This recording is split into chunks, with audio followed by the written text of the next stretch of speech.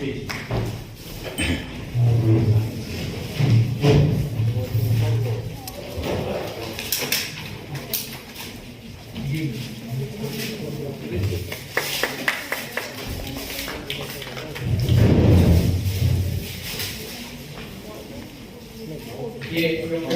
Party निकालते हैं इसको, और पिछले 3 वर्षों से निकालते हैं। 2017 में कंटिन्यू निकाले हैं पिछले 3 सालों से, और इसमें राजनीति की कोई खबरें नहीं होती, क्राइम की कोई खबरें नहीं होती, और इसमें तो हिंदी और इंग्लिश में होता है, साइंटिस्टों के आर्टिकल होते हैं या उसका होता है। तो इसमें न कोई पॉलिटिकल मैटर होता है, न कोई क्राइम होता है, कुछ नहीं होता। ये अलग तरह की मैगजीन है, और पिछले 3 सालों से 2017 में ये यही हुआ था, और 2017 के कुछ फोटोग्राफी भी इसमें इन्होंने लगाए। अब मैं इस तारीख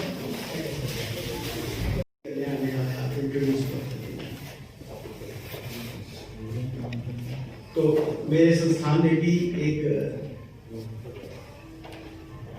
क्लाइमेट चेंज के ऊपर, जलवायु चेंज के ऊपर एक विभाग बना, उस पर काम शुरू हुआ, मैं उससे भी जुड़ा। बाद में ये देखा गया कि हर देश में कुछ ना कुछ, कहीं ना कहीं क्लाइमेट चेंज, इन्वायरमेंटल साइंस के ऊपर काम हो रहा है, लेकिन जो क्लाइमेट इंफॉर्मेटिक्स पे काम कहीं नहीं हो रहा था। हर जगह काम हो रहा है, लेकिन कुछ पता ही नहीं दूसरे देशों को, दूसरे लोग जो उस पर काम कर रहे हैं। तो उस डाटा को इकट्ठा करने के लिए एक सिस्टम डेवलप किया गया, क्लाइमेट इंफॉर्मेटिक्स उसका नाम दिया गया। इस समय क्लाइमेट इंफॉर्मेटिक्स में सिर्फ 3 देशों में काम हो रहा है, उसमें से भारत भी है, अमेरिका, ब्राजील और तीसरा देश हमारा हिंदुस्तान। हम 3 देशों के विज्ञान का जो ये क्षेत्र है, क्लाइमेट चेंज का, क्लाइमेट इंफॉर्मेटिक्स, उसके ऊपर सूचना तंत्र को तैयार किया जा रहा है। तो चूंकि मैं साइंस कम्युनिकेशन और साइंटिफिक टेम्परामेंट का बढ़ावा देने वाला आदमी हूँ, तो मैं हर चीज को पॉजिटिव नजरिए से देखता हूँ। तो इस सिलसिले में आपको 2 एक किस्से रखूंगा। सन 2015 की बात है, ये क्लाइमेट इंफॉर्मेटिक्स के ऊपर एक इंटरनेशनल कॉन्फ्रेंस हुई। इंटरनेशनल कॉन्फ्रेंस जो ये हुई, वो उसको स्पॉन्सर किया यूनेस्को ने, और CSIR भारत सरकार का, जो हमारी इन्वायरमेंटल मिनिस्ट्री है, तब तो खाली इन्वायरमेंट मिनिस्ट्री होती थी, वो JNU और कुछ देशों के चुनिंदा रिसर्च इंस्टीट्यूशंस, जिसमें ब्राजील का था, चीन का था, इंग्लैंड का था, अमेरिका का था, साउथ अफ्रीकन थे, कोरियंस थे, ऑस्ट्रेलियंस थे, इन्होंने अपना एक इंटरनेशनल कॉन्फ्रेंस किया। मुद्दा ये था उस कॉन्फ्रेंस का कि अगर हमारे एनवायरनमेंट का टेम्परेचर 2 डिग्री बढ़ जाए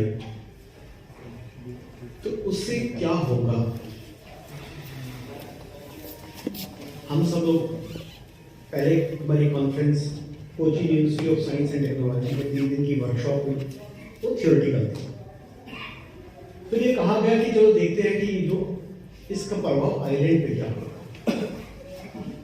हमारी एक यात्रा रही लक्षद्वीप में, कहते हैं 1 लाख आइलैंड्स हैं, उसमें एक आइलैंड का चूज किया गया, उसका नाम था कैडमेट आइलैंड।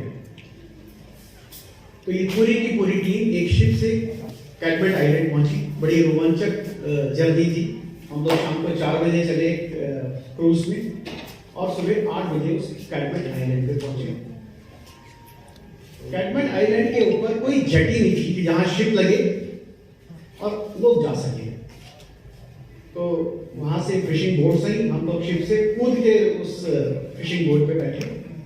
3 किलोमीटर का लगभग सफर रहा होगा, 2.5-3 किलोमीटर का, वो हम अंदर तक ले गई, उतारा। तो उसकी 2 वजह थी, क्योंकि ये आइलैंड जितने ही कोरल रीफ है, तो मतलब बहुत शैलो पानी, यानी कि बहुत उथला पानी रहता है इसके अंदर। अगर आप किनारे पे जाएंगे तो लहर नाम की चीज नहीं है वहां। आप खड़े हो जाएंगे तो आपको लहर महसूस नहीं होगी। पहुंचे वहां तो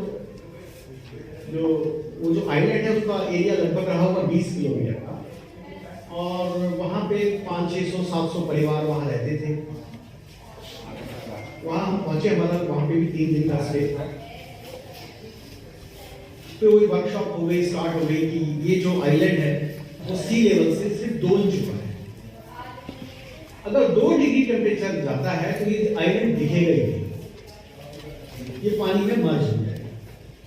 इसमें वो जो 500-700 परिवार रहते हैं, जहाँ पे 2,500-4,000 लोग रहते हैं, ये सब कहाँ जाएंगे? और वहां में जो तंत्र व्यवस्था है वो कहाँ जाएगी? और ये हाल दुनिया के बहुत सारे आइलैंड्स पे हो जाएगा कि वो दुनिया के नक्शे पे वो आइलैंड्स दिखेंगे ही नहीं। लोगों की जो बाउंड्री है, जो हमारे जो सी शोर है, वो सब सक्रिय हो जाएंगे, जगह कम हो जाएगी, पानी उथला हो जाएगा। ये सब चर्चा चल रही है, अलग बात है। लेकिन मैं जो हमारे आज का जो मुद्दा है, जलवायु परिवर्तन के कारण बीमारियां और वनस्पति शक्ति का महत्व, मैंने वहां जाके क्योंकि वैज्ञानिक सोच देखा तो सभी महिलाएं पुरुष, किसी भी महिला पुरुष की जो ऊंचाई वो 6 फुट से कम नहीं है, जबकि वह खाने पीने के संसाधन पूरे नहीं है। छोटी सी वनस्पति उगती है तो सब्जी उगा लेते हैं, वहां उगता है, या वो फिश मछली पे डिपेंडेंट है। चावल जो है वो मेनलैंड से आता है, शिप से आता है, वो चावल तक पहुंचता है, ये थोड़ा बहुत वो उगा लेते हैं। तो वहां पे जो उनका जो मुखिया था उस आइलैंड पे, जिसने हमारा स्वागत भी किया था, तो 2 दिन बाद मुझसे रहा नहीं गया। मैंने उनसे पूछा कि ऐसा क्या है कि यहाँ महिलाओं, जिस महिला को देखो सबकी ऊंचाई 6 फुट है। तो चर्चा के दौरान पता लगा कि वहां पे जो आबादी रहती है वो 100% मुस्लिम समाज है।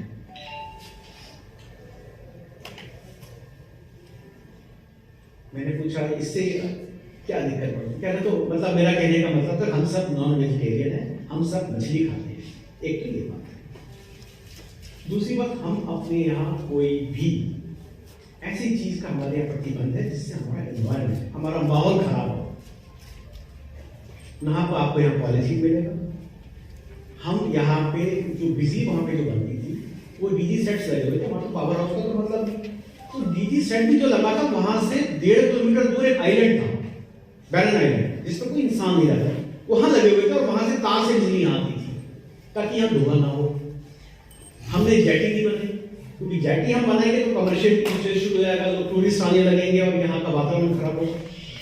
तो ना तो हमारे यहाँ बीमारियों में नहीं, हमारे जो कुछ हमारे पास लोकल प्रोड्यूस है उसी को खा के हमारे यहाँ के जो लोग हैं आगे बढ़ते हैं। एक बात मैंने वहां देखी, उनसे पूछा, क्योंकि मुस्लिम समाज है तो मरने के बाद उन्हें दफनाया जाता है, तो कब्र जमीन के नीचे नहीं है, सारी की सारी जो की कब्र थी वो जमीन के ऊपर। एक कब्र बनाई मिट्टी से, तो उसके ऊपर दूसरी कब्र बनाई, उसके ऊपर तीसरी कब्र बनाई। बड़ा ताज्जुब। कहने लगे ऐसा इसलिए कहते हैं कि अगर हम जमीन को खोद के कब्र बनाएंगे तो हमारा पानी खराब हो जाएगा, क्योंकि 4 फुट पे पानी है हमारे, तो हम अपना पानी खराब करना नहीं चाहते हैं।